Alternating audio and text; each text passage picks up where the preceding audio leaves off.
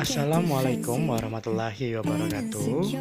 Perkenalkan, nama saya Muhammad Abdullah Syahlan dari kelas 4 ME dengan NPM 062130601534. Saya akan membahas tentang kecelakaan dan penyakit akibat kerja. Selamat menyaksikan. Yang pertama itu ada pengertian. Kecelakaan akibat kerja adalah suatu insiden atau peristiwa yang terjadi setelah melakukan suatu pekerjaan di mana terjadinya luka pada fisik manusia. Sedangkan penyakit akibat kerja merupakan suatu penyakit yang disebabkan oleh suatu pekerjaan atau lingkungan pekerjaan, baik itu yang timbul dari aktivitas yang dilakukan dalam bekerja ataupun di dalam lingkungan pekerjaan. Nah, selanjutnya itu ada jenis kecelakaan akibat kerja. Yang pertama itu tertimpa objek di tempat kerja. Yang kedua, terpeleset atau terjatuh. Yang ketiga itu terkena benda tajam. Yang keempat, cedera otot. Yang kelima, menghirup gas beracun. Yang keenam, suara besar yang menyebabkan gangguan pendengaran. Yang pertama itu ada tertimpa objek di tempat kerja.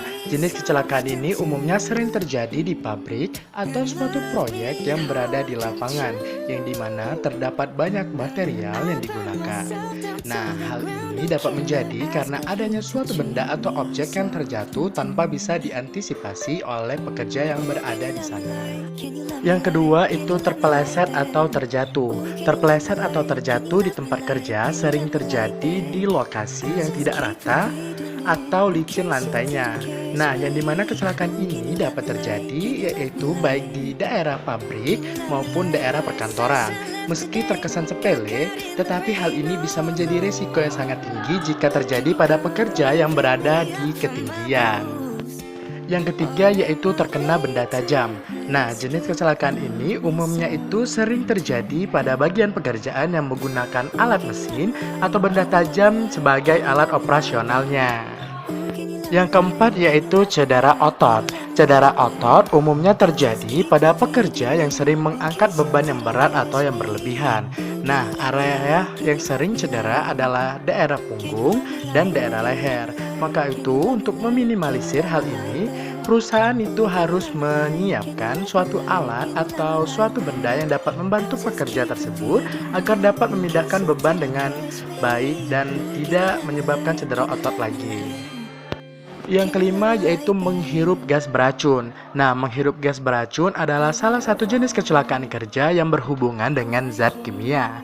Hal ini sangat rentan terjadi jika perusahaan itu tidak memastikan peralatan pelindung untuk para pekerja. Karena jika sampai terhirup gas beracun, maka akan menyebabkan reaksi tubuh seperti fibrosis pada paru-paru, alergi pada kulit, dan lainnya. Yang keenam yaitu suara besar yang menyebabkan gangguan pendengaran. Nah, pekerja yang menggunakan mesin yang memiliki suara yang besar, tentunya itu akan mengancam kesehatan telinga, yang dimana ini dikenal dengan istilah industrial deafness pada bidang-bidang industri. Nah, di mana pekerja yang berpotensi akan kehilangan kemampuan mendengarnya karena terus-menerus terpapar polusi suara yang besar dari mesin yang mereka gunakan di saat mereka bekerja. Selanjutnya itu ada jenis penyakit akibat kerja. Yang pertama itu ada asma, yang kedua ada carpal tunnel syndrome atau CTS, yang ketiga ada dermatitis kontak, dan yang keempat ada paru kronis. Yang pertama itu ada asma. Penyakit akibat kerja yang terkena asma adalah pekerja yang sering terpapar asap kimia, gas, dan debu. Keluhan biasanya cepat timbul jika pekerja tidak memakai alat pelindung berupa masker wajah. Nah, pekerja yang rentan sekali terkena asma itu adalah pekerja yang berada di daerah pabrik. Yang kedua itu ada carpal tunnel syndrome atau CTS. CTS adalah penyakit yang timbul dari pekerja yang sering menggunakan tangannya untuk gerakan yang sama atau gerakan yang berulang-ulang. Nah, pekerja yang rentan terkena penyakit ini adalah pekerja kantoran yang sering menggunakan laptop untuk melakukan mengetik. Dan juga yaitu ada pekerja yang sering melakukan pengemasan barang, pekerja bangunan, serta pekerja penjahit. Yang ketiga itu ada dermatitis kontak. Dermatitis kontak dapat terjadi pada pekerja yang sering bersentuhan dengan zat kimia, pestisida, bahan pengawet, nikel, parfum, warna rambut, hingga perhiasan yang dapat mengiritasi kulit atau menimbulkan reaksi alergi dan biasanya itu ditandai dengan ruam merah yang gatal, kering, dan juga bersisik.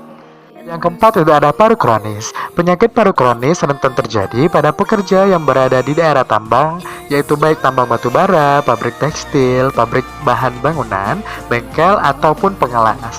Nah, salah satu penyakit ini adalah asbestosis, yang dimana keluhannya berupa batuk kronis, sesak napas, nyeri dada. Penyakit ini juga berbeda dengan asma karena penderita akan tetap mengalami keluhan meski tidak lagi terpapar pemicu dari paru kronis tersebut. Oke, selanjutnya itu ada faktor penyebab kecelakaan akibat kerja. Yang pertama itu ada manusia. Faktor pertama tentunya dipengaruhi oleh manusia atau pekerja itu sendiri. Maka dari itu, diperlukannya pelatihan untuk keselamatan yang dibuat oleh perusahaan agar pekerja tersebut mengerti tentang faktor-faktor apa saja yang berada di daerah lingkungannya dalam dia bekerja. Yang kedua yaitu ada faktor lingkungan. Faktor lingkungan tentunya juga termasuk ke dalam faktor penyebab kecelakaan dan penyakit akibat kerja. Karena banyak pekerja yang berhubungan dengan lingkungan seperti lokasi kerja, kebisingan, suhu udara, dan lain-lainnya. Nah, faktor selanjutnya itu ada faktor peralatan. Tentunya juga termasuk ke dalam penyebab kecelakaan dan penyakit akibat kerja. Yang dimulai dari kondisi mesin, posisi mesin jika tidak sesuai prosedur yang ada, maka akan menyebabkan terjadinya kecelakaan kerja. Selanjutnya itu ada pencegahan terjadinya kecelakaan kerja. Menurut Ridley tahun 2006, ada beberapa prinsip pencegahan kecelakaan kerja. Yang pertama itu ada mengidentifikasi bahaya. Yang kedua yaitu menghilangkan bahaya. Yang ketiga mengurangi bahaya seminim mungkin. Yang keempat melakukan penelitian risiko. Yang kelima yaitu ada residual, mengendalikan risiko residual. Selanjutnya adalah contoh kecelakaan akibat kerja. Oke, yang pertama itu ada kecelakaan akibat kerja. Yang pertama yaitu tersentuh aliran listrik. Nah, ini dapat terjadi karena pada dasarnya tubuh manusia dapat mengalirkan listrik dari sumber listrik di luar tubuh. Jika seseorang tidak sengaja menyentuh sumber listrik, misalnya kabel listrik yang rusak, arus listrik yang dapat mengalir ke tubuh dan menyebabkan kesentuh. Maka dari itu, pekerja harus menggunakan alat pelindung diri berupa sarung tangan anti listrik dan APD lainnya untuk meminimalisir terjadinya kecelakaan kerja.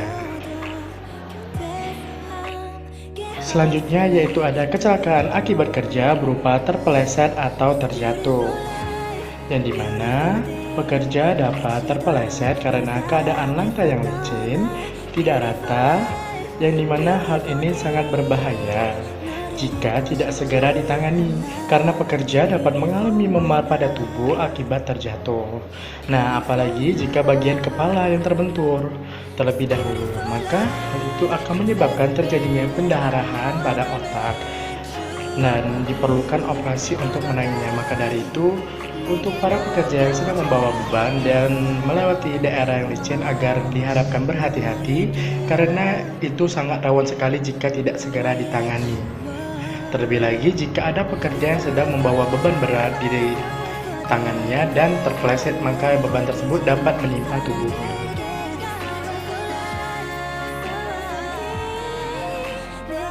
Dan yang terakhir itu ada tertimpa benda. Nah, kecelakaan akibat kerja ini dapat terjadi karena tersenggolnya benda tersebut atau terjadinya getaran yang dimana atau posisi peletakan benda yang tidak tepat. Dan benda tersebut akan terjatuh serta menimpa pekerja yang berada di bawahnya. Jika benda terjatuh masih dengan massa beban yang sedikit, mungkin itu tidak akan menyebabkan luka yang serius pada pekerja tersebut. Akan tetapi, jika benda yang tertimpa memiliki beban yang sangat berat, maka pekerja tersebut dapat mengalami luka yang serius, terutama di bagian kepala, karena bisa saja benda tersebut terjatuhnya dari atas. Bahkan bisa menyebabkan kematian karena benda tersebut tertimpa pada tubuh pekerja tersebut.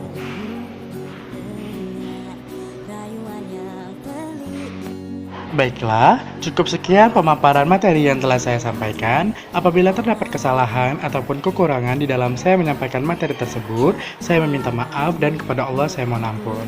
Saya akhiri, wabillahi taufiq wal hidayah. Wassalamualaikum warahmatullahi wabarakatuh.